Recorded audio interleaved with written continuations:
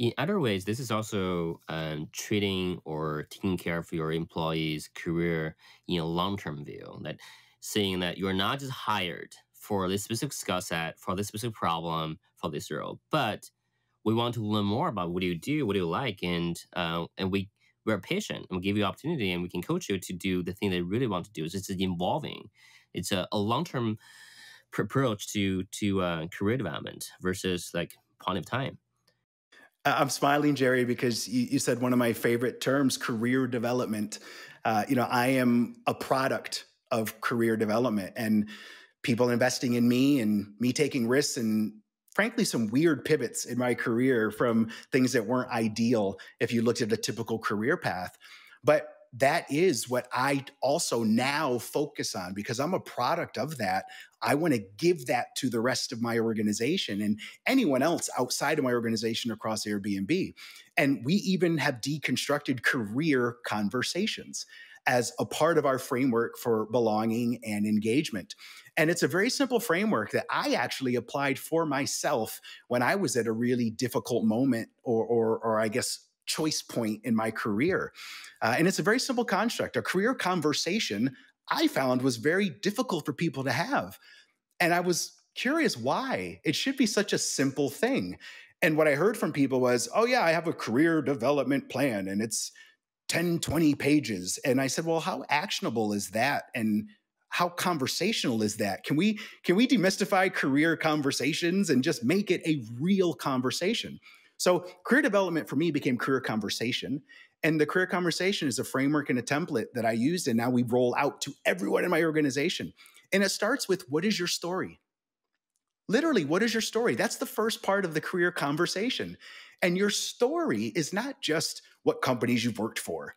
It's not what jobs you've had, what levels you've had. That's a resume. That's boring. Resumes aren't conversational. But when you ask someone their story and you really learn if they're willing to share, of course, where are you from? How did you grow up? What was important to you? What jobs have you had throughout your career? But not just the jobs. Again, that's resume stuff. But talk about the unique learning or skill or unique experience you had in that job. So I'm notorious for saying, hey, what was your first job? Jerry, what was your first job? Do you remember literally what your first job was Yeah, I ever? do. I Well, do. what was it? In my first year of college, summertime, I went back to my hometown where I grew up in a small town. I did a teacher class of high school students of math, English, and all the other things. It's 20 days. I have to advertise and letting my teachers that I know that to spread out the word and rented a classroom and did it. It feels so good. Like it's literally my first job, and I made enough so I can pay my tuition the next year and buy myself some a pair of jeans and shoes, and feels quite good. So, and what would you say was a unique learning or skill from that experience that you took with you? Still apply. I think I think in a way it is entrepreneurship.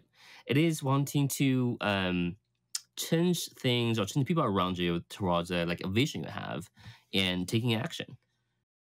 So, Patrick, did you know all that about Jerry? Every Monday we do a team kickoff and we try to come up with like a random question. And one of them, I think Jerry was like, what was like a high school job or what was a job that you've done that nobody knows about? And then Jerry shared that story and we shared a couple other, I can't remember the prompt question, but it was a good one. Well, what I just did is literally part of the career conversation, right? What you saw, if you noticed, Jerry's face really lit up as he was telling that story. There was a lot of pride. There was some adversity in that story, and it built character. You talked about entrepreneurship.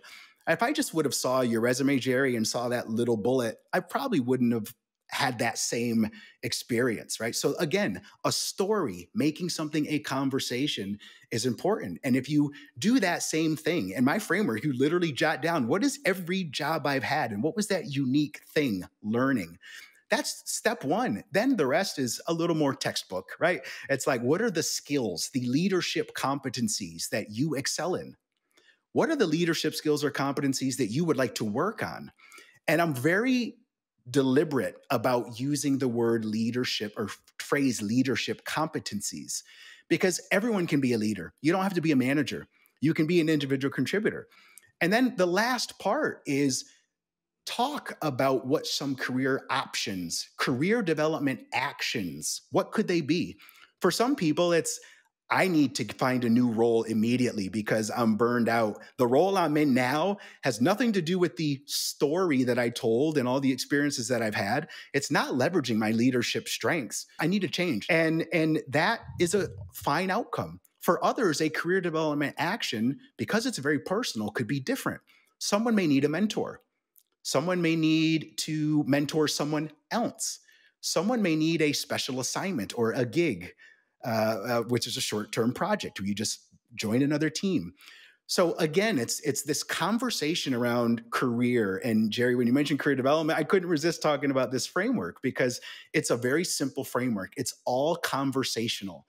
What's your story? What are those learnings? Where are you strong? Where do you want to get better? And then what actions can we take together to set you on that journey? And I'm very proud of that. It's something I've done all my career. And to me, that is the true sign of success is can I help others along their career journey as others have helped me?